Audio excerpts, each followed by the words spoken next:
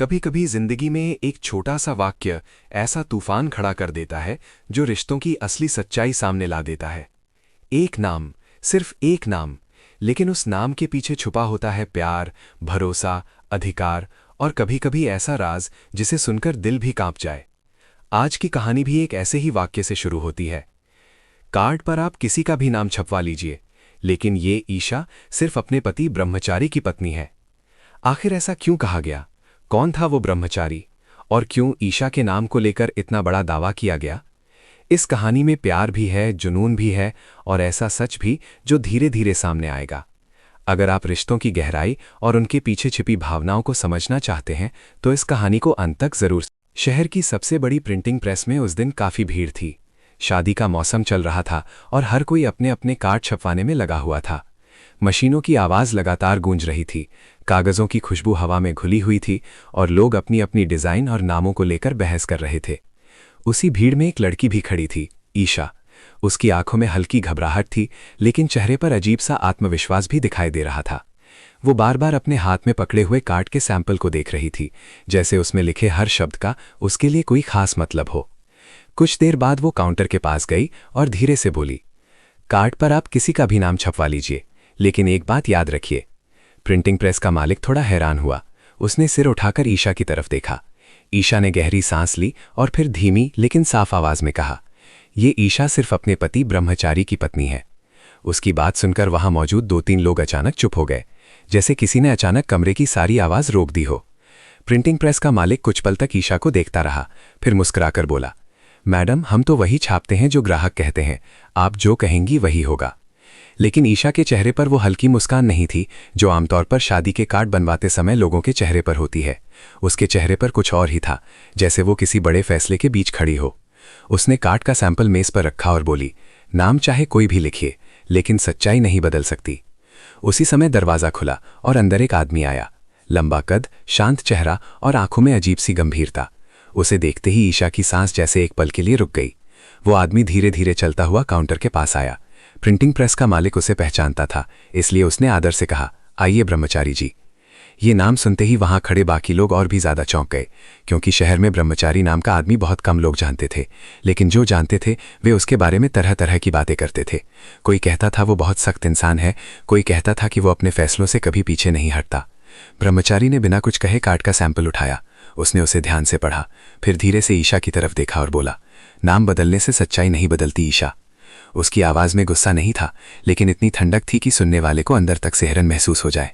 ईशा ने भी उसकी आंखों में सीधे देखते हुए कहा, मैंने भी यही कहा था। काउंटर के पास खड़े लोग अब पूरी तरह चुप थे। उन्हें लग रहा था जैसे वे किसी ऐसी कहानी के बीच खड़े हैं जिसका असली राज अभी सामने आना बाकी था। ब्रह्मचारी ने कार्ड वापस मेज पर रखा और धीरे से कहा, दुनिया चाहे जो सोच ले, लेकिन याद रखना तुम सिर्फ मेरी हो। ये सुनते ही ईशा के चेहरे पर एक अजीब सी मुस्कान आई। वो मुस्कान खुशी की भी हो सकती थी और शायद किसी छिपे हुए दर्द की भी।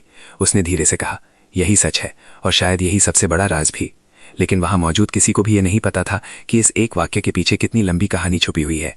एक ऐसी कहानी जिसमें प्यार था, भरोसा था, लेकिन साथ ही ऐसे फैसले भी थे जिन्होंने कई लोगों की जिंदगी हमेशा के लिए बदल दी थी। और यही वो पल था जहां से शुरू होती है वो कहानी जिसे सुनकर शायद आप भी सोचने पर मजबूर हो जाएंगे कि आखिर रिश्तों में सच ज्यादा ताकतवर होता है या दुनिया की बनाई हुई परंपराएं। लेकिन असली सवाल अभी बाकी था। अगर ईशा सिर्फ ब्रह्मचारी की पत्नी थी तो फिर ये नया कार्ड किसके नाम से छपने वाला था? प्रिंटिंग प्रेस के अंदर खामोशी और भी गहरी हो गई थी। मशीनों की आवाज अब भी चल रही थी, लेकिन वहां खड़े लोगों का ध्यान सिर्फ एक ही जगह था, ईशा और ब्रह्मचारी पर।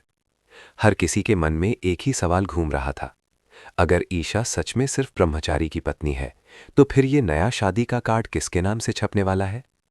ईशा ने धीरे से मेज पर रखे कार्ड को उठाया और उसे पलटकर देखने लगी। उसकी उंगलियां हल्के हल्के कांप रही थीं, लेकिन उसकी आवाज अभी भी मजबूत थी। उसने प्रिंटिंग प्रेस के मालिक से कहा, आप डिजाइन बदल दीजिए, लेकिन नाम वही रहेगा जो सच है। ब्रह्मचारी कुछ कदम पीछे हटकर दीवार के सहारे खड़ा हो गया। उसकी आंखें ईशा पर टिकी हुई थीं, जैसे वो उसके हर शब्द को तौल रहा हो। कुछ पल की खामोशी के बाद उसने धीमी आवाज में कहा, सच। ईशा ने उसकी तरफ देखा और बोली, हाँ सच, क्योंकि झूठ पर खड़ी हुई कोई भी शुरुआत कभी टिकती नहीं। इतने में दरवाजे के बाहर से एक और आवाज सुनाई दी।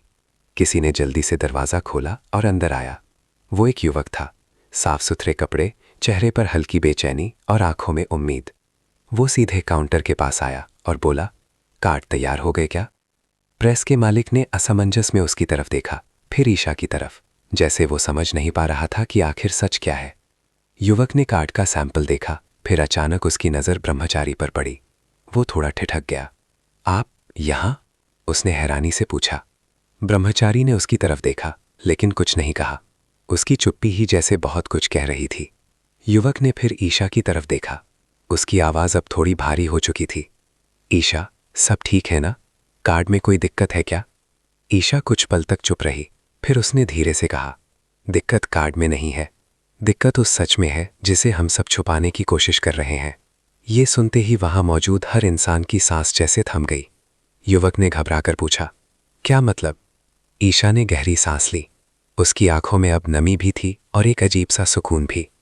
उसने धीरे धीरे बोलना शुरू किया, इस कार्ड पर आप किसी का भी नाम छपवा सकते हैं, लेकिन मेरी पहचान नहीं बदल सकती। मैं आज भी वही हूं जो उस दिन थी जब मैंने 7 फेरे लिए थे। युवक के चेहरे का रंग बदल गया। उसने धीमी आवाज में पूछा, तो तुम कहना क्या चाहती हो? ईशा ने सीधा जवाब दिया, मैं सिर्फ अपने पति ब्रह्मचारी की पत्नी हूं। ये सुनते ही कमरे में जैसे बिजली गिर गई हो। प्रिंटिंग प्रेस का मालिक भी अब पूरी तरह स्तब्ध था। युवक ने एक कदम पीछे लिया। उसकी आंखों में दर्द साफ दिखाई दे रहा था। लेकिन तुम्हारे परिवार ने तो कहा था कि... वो अपनी बात पूरी भी नहीं कर पाया। तभी ब्रह्मचारी धीरे धीरे आगे बढ़ा। उसकी आवाज शांत थी, लेकिन हर शब्द बहुत भारी लग रहा था। उसने कहा, कभी कभी सच को छुपाने के लिए बहुत सारे झूठ बोलने पड़ते हैं। युवक ने उसकी तरफ देखा, तो क्या ये सब झूठ था? ब्रह्मचारी ने कुछ पल तक जवाब नहीं दिया। फिर उसने कहा, नहीं, झूठ नहीं था, बस अधूरा सच था। ईशा ने आंखें बंद कर लीं, जैसे वो इस पल का इंतजार बहुत लंबे समय से कर रही थी।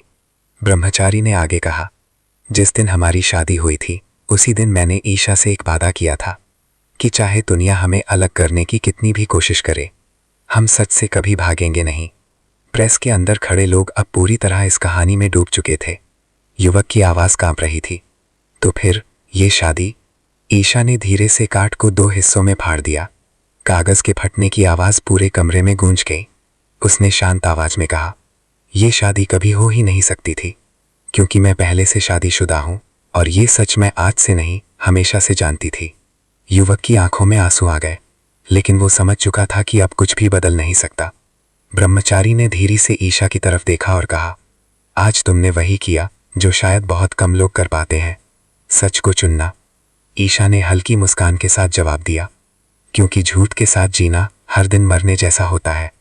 प्रिंटिंग प्रेस के अंदर अब फिर से मशीनों की आवाज गूंजने लगी थी, लेकिन वहां मौजूद हर व्यक्ति के मन में एक ही बात चल रही थी, कभी कभी सबसे बड़ा साहस ये नहीं होता कि हम किसी से प्यार करें, बल्कि ये होता है कि हम उस प्यार की सच्चाई को पूरी दुनिया के सामने स्वीकार करें।